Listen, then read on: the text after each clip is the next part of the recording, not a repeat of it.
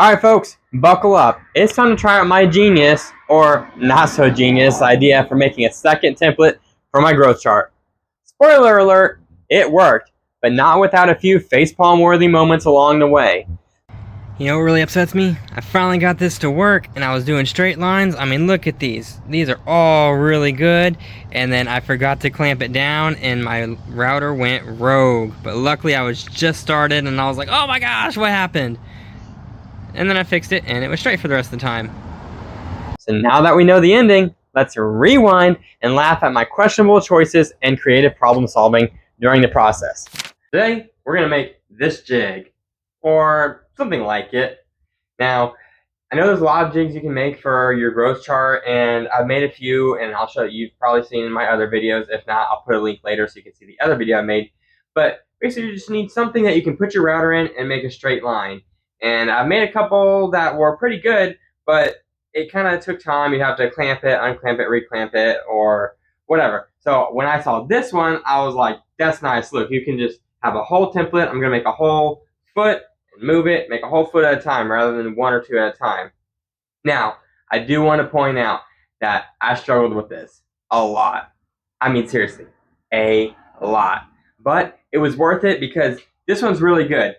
And the reason I chose this template is because it goes really good with this. So you just get your little guide bushing, get your base plate, put it on your router, and you can just slide it in. Let me show you.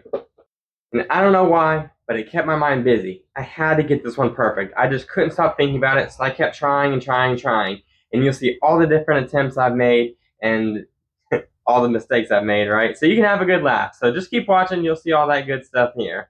Now, between the tools I had available and the jigs I created, it didn't come out perfect, but it got fairly close, like at least 99% close. So unless you really look at it, you can't tell. So it's good enough for me. Like I said, it's just going to be for my kids. But if I can make one more time, a little bit more perfect, I might try to sell these because they're pretty quick and easy to make, and they're pretty fun, make good gifts. So with that, let's go. So the first step, I don't have a bandsaw. Apparently, the bandsaw is the go-to tool to be using to make these jigs and everything, right? Don't have one. So I grabbed the next best thing, my jigsaw. And so I thought, all right, let's just set up a straight guide rail, and I'm going to run my jigsaw right through it and make some straight lines. Spoiler within the spoiler, a jigsaw plus me equals anything but straight lines. So, I mean, like I said, it was pretty bad. It was like trying to teach a cat to walk on a tightrope. It didn't end well. Then I had a light bulb moment. What if I drilled a half-inch hole before cutting? The pieces would just fall out like magic, right? Well, plot twist. Nope. Magic was not in the air that day. Time for plan C. Enter my trusty square. Simple, effective, or so I thought. Turns out it was just simple. Effective, not so much. Plan D? Router to the rescue! I dusted off my latest jig and gave the router a whirl. It worked. Kinda. But it was slow and the wood started smoking. Pro tip, smoking wood is not part of the plan. Then I had another bright idea. I tried the same jig but swapped in the jigsaw. Guess what? A guide on one side does not equal a straight line. Lesson learned. So back to the router jig I went. This time, I decided to embrace the grind. Literally. I adjusted the height of my router and made shallower passes. And hey, persistence paid off. It wasn't perfect, but it was acceptable-ish. Now, let's talk about my freehand attempt. Let's just say, if you squint real hard, it looks like the router went rogue and started doing donuts on the wood. But wait, there's more. While practicing, I had yet another bright idea. These keep coming, don't they? I grabbed a straight edge track I made for my jigsaw.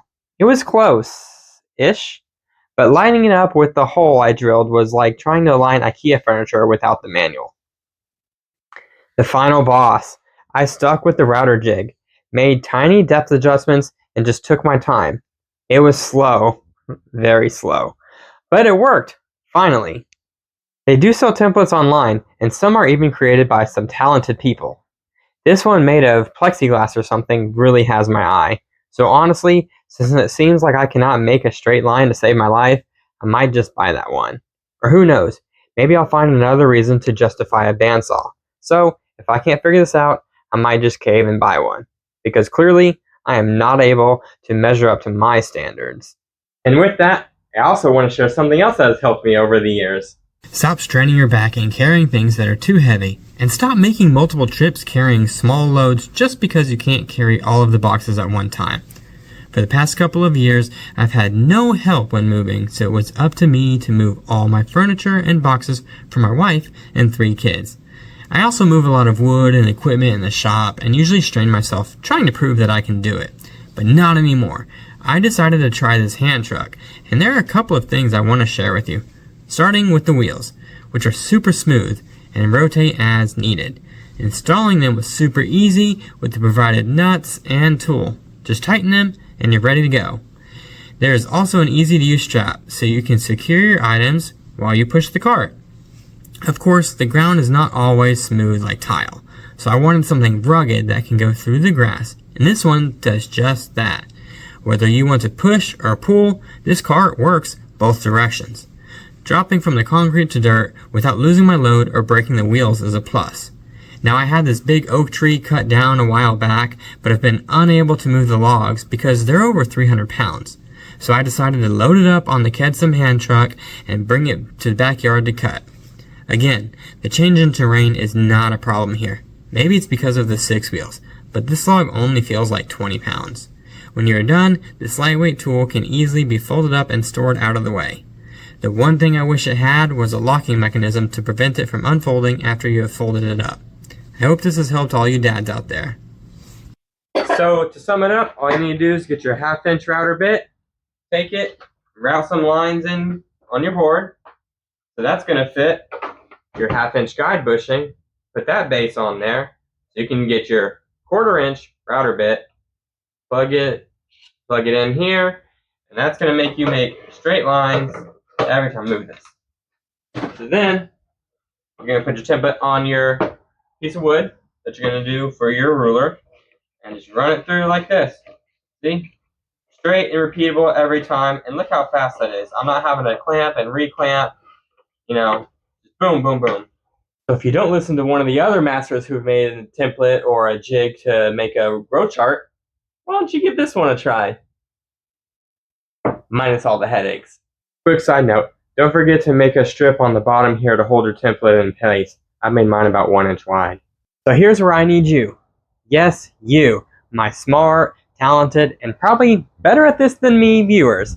Have you built a template like this?